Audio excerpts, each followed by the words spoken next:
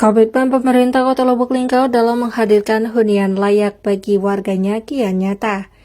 Melalui program Bedah Rumah yang dijalankan secara berkelanjutan, pemerintah Kota Lubuk Linggau menargetkan 0 rumah tidak layak huni pada tahun 2029, sekaligus merayakan prestasi sebagai peringkat pertama di Sumatera Selatan dalam upaya pemberantasan rumah tidak layak huni. Program tersebut kembali diwujudkan melalui kegiatan bedah rumah milik Andi, warga Jalan Keramat Abadi RT 5 Kelurahan Ceremetaba, Kecamatan Lubuk Linggau Timur 2. Kegiatan ini menjadi simbol nyata kehadiran pemerintah di tengah masyarakat yang membutuhkan. Dalam sambutannya, Wali Kota Lubuk Linggau Haji Ramadi Hidayat mengungkapkan bahwa hingga tahun ini tercatat 732 rumah tidak layak huni di Kota Lubuk Linggau. Dari jumlah tersebut, 77 unit telah berhasil dibangun dan diperbaiki sepanjang tahun 2025, sehingga masih tersisa sekitar 723 rumah yang akan menjadi fokus penanganan ke depannya.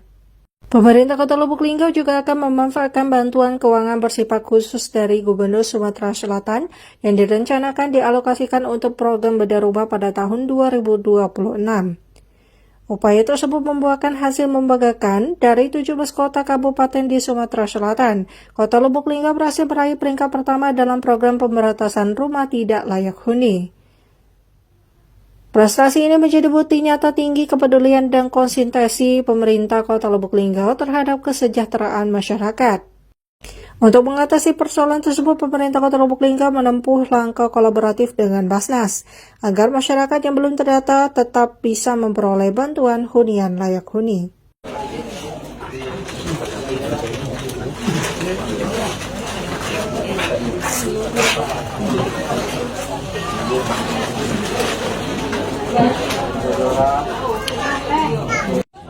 Insya Allah di tahun ini juga nanti akan kita tetap membangun 150 unit rumah untuk bedah rumah, sehingga di tahun 2029 tidak ada lagi rumah tidak layak huni yang ada di Kota Lubuk Linggau.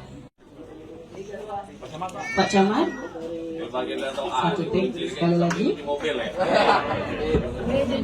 Baik, bersama-sama nambah siang nambah panas. Linggau! Wow, Linggau! Dari bedah rumah terlebih dahulu.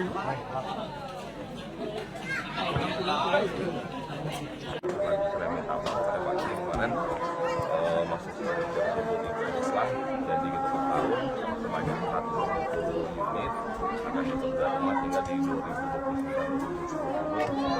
dengan kondisi keuangan yang sedang tidak baik-baik saja dengan pengembangan TKD, tapi kami tetap semangat, tidak memakai semangat kami untuk bekerja, untuk selalu berubah dengan masyarakat. Insya Allah melalui bantuan keuangan bersifat khusus dari Gubernur Sumatera Selatan ini akan membantu kegiatan.